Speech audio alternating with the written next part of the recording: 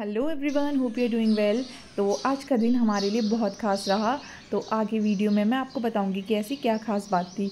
तो आज मैं मॉर्निंग में उठ गई थी 5 बजे और मैंने जल्दी से बना लिया था सबके लिए ब्रेकफास्ट। और उसके बाद ब्रेकफास्ट करने के बाद हम सब लोग हो गए थे रेडी और गाड़ी में सामान रख के ऑस्कर को बाय बोल के हम जा रहे थे सीधे गौलापार।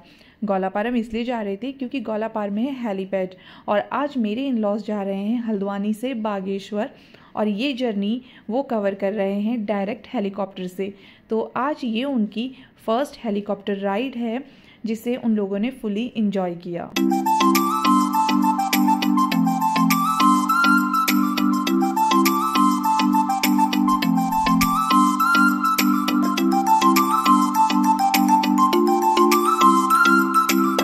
तो हम लोग पहुंच चुके थे गौलापार हेलीपैड में और गेट के पास में गाड़ी पार्क करना अलाउ नहीं था, तो हमने दूसरी साइड गाड़ी पार्क की थी और उसके बाद हम लोगों ने एंट्री की। तो ये आप देख सकते हैं, ये रहा हेलीपैड। और जो यहाँ पर हेलीकॉप्टर का टाइमिंग था टेक ऑफ का वो 9 बजे का था, बट हम उससे काफ़ी पहले पहुँच गए थे क्योंकि हल्द्वानी से गौलापार बहुत ही कम डिस्टेंस पे है, 7 to 8 किलोमीटर की ही डिस्टेंस पर है और हम लोग यहाँ पर बहुत जल्दी पहुँच गए थे। उसके बाद हमसे बोला गया वेटिंग हॉल पे बैठने के लिए। तो ये रहा वेटिंग हॉल का एंट्रेंस।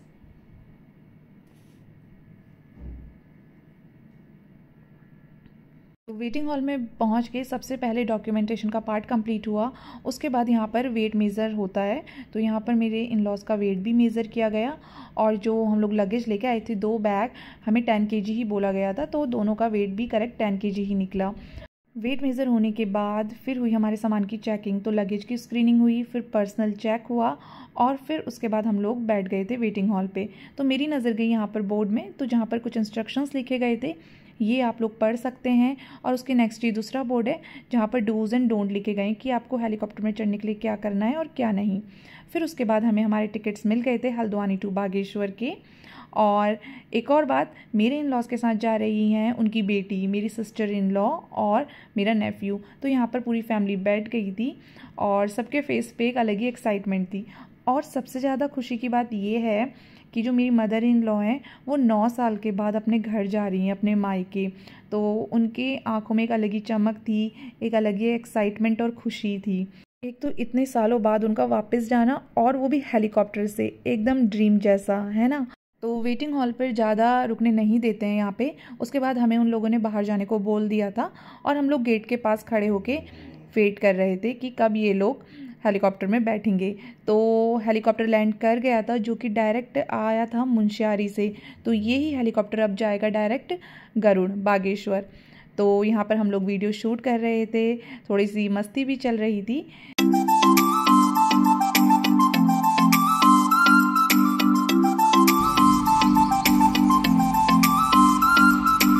तो फाइनली इंतज़ार ख़त्म हुआ और अब ये लोग सब जा रहे हैं हेलीकॉप्टर में बैठने। तो ये जो हेलीकॉप्टर है इसकी सीटिंग कैपेसिटी है 7 पैसेंजर्स की।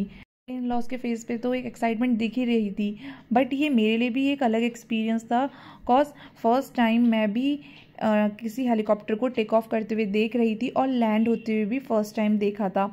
आसमान में उड़ते हुए तो बहुत बार देखा है, बट आंखों के सामने पहली बार देखा। तो बहुत ही अलग सा एक्सपीरियंस था और बहुत अच्छा लग रहा था।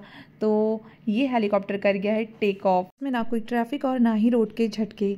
तो ये उड़ान देखते ही एक अलग ही सुकून फील हो रहा था और ये लग रहा था कि यार ऊपर से पहाड़ों और नदियों के नज़ारे क्या मज़ेदार देखने को मिलेंगे। तो जहाँ पर बस से हम लोग ये डिस्टेंस कवर करते 6 से 7 घंटे में, वहीं मेरे इन लॉस ने ये 30 मिनट्स में कवर कर लिया। तो तब तक के लिए bye bye, take care and fly high.